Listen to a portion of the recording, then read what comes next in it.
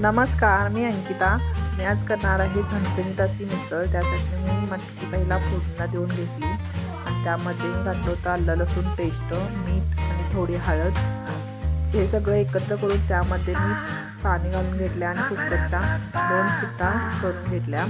त्यासाठी जो लागणारा मसाला होता त्यासाठी मी घेतलं होतं कांदा, थोडेसे तीळ, टोमॅटो आणि वाळलेले खोबरे. हे सगळं मी भाजून घेऊन ते मिक्सरला लावून घेतले.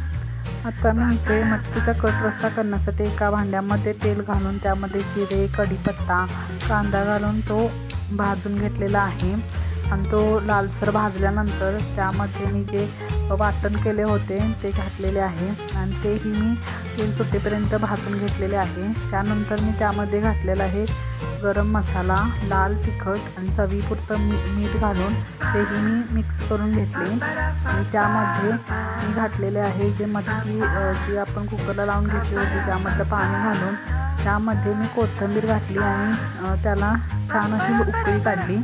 जेवढी उकळी काढेल तेवढा हा रस्सा छान होतो आणि आपली तयार झालेली आहे मिसळ. तर मी केलेली मिसळ कशी वाटली हे सांगायला विसरू नका आणि लाईक, शेअर आणि सबस्क्राईब करायला पण विसरू नका. धन्यवाद.